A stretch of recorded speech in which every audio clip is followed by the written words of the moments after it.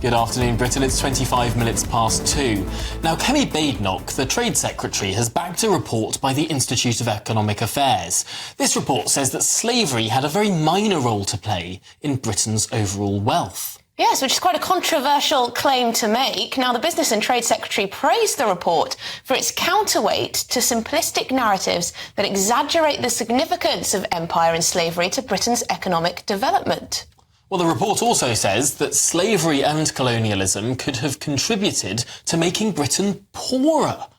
But has the significance been played down by the report? Let's debate the facts now.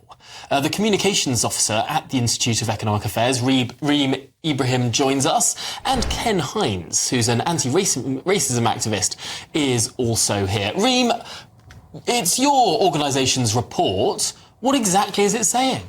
Yeah, thank you for having me on, Tom. And absolutely, it's talking about the fact that the report effectively says colonialism and imperialism and the British Empire had a very minuscule impact on Britain's economic wealth. Now, we look at the way in which the Black Lives Matter organisation and a couple of other anti-racism organisations have effectively tried to misconstrue history and say that actually this isn't the case, that colonialism is the reason why the West is rich, that the Industrial Revolution wouldn't have happened if it wasn't for colonialism. And that just simply isn't the case. So my colleague Christian Niemitz looked at the economics of the British Empire and actually found that it's either the fact that the British Empire and colonialism itself had either little impact on the economy or even was detriment to it. The cost of acquisition and the cost of actually defending the empire was much, much higher than any of the gains that were made. Ken, slavery didn't make us rich. I believe that she's delusionary. At the height of the British Empire, they had 412 million people under their control. They also controlled 23% of the landmass of the world. So to me, that wasn't given by some sort of treaty. That was done through being war, through violating each of those countries. Even as 1917, 1918, they also controlled certain part of Germany after the First World War. So yes, my thing is simply this. Sounds expensive. Yeah. Ken, the point is that controlling all of that land might well have cost more money than it delivered. That's exactly the point, right? The fact of the matter is the British Empire itself was, and again, colonialism is a bad thing. It's not moral. It's immoral to take over countries without their consent and effectively ruin their institutions. Now, one thing that my colleague does say in the book is that colonialism did hurt the colonised countries. Those countries were unable to develop their institutions, which effectively make those countries economically viable. But the reason why Britain and other Western countries are wealthy is not because of empire. It's actually primarily due to the fact that they opened up their markets to free trade.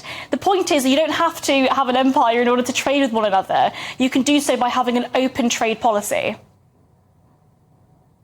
My comeback on that is simple, that we see back in Africa how Africa remains poor, how Africa still has to pay its debts back to Britain, and in doing so, they are paying out more back to Britain than spending on their own people. And they've been wondering why people are taking these routes to come immigrate to England and put themselves in some danger to get here. My thing is simply this. What money is Africa giving to Britain?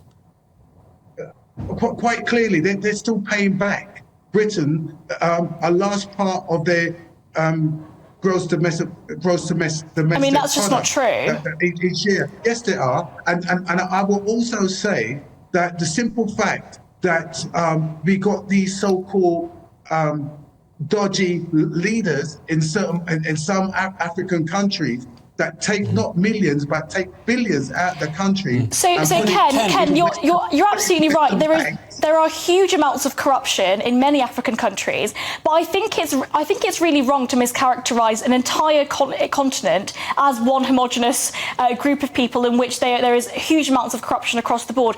I'm from 2 North African countries, and they've been able to develop at very different rates in comparison to other more sub-Saharan African countries, purely due to the fact that they've opened up their economies. Now, of course, corruption and effectively expropriating a lot of that wealth that we see from many of these corrupt governments, that does hinder growth. But that's not to say that slavery or the British Empire had anything to do with it.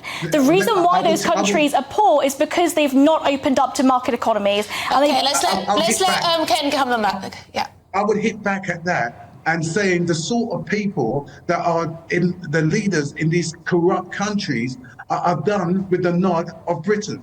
Now, if Britain don't like a leader in Africa, what they will do, they will finance the opposition and create problems within that country, create wars in that country. It's still happening today. And so when you're saying that they're opening their markets, they open themselves up for market forces, it's a lie. It's always done to their advantage.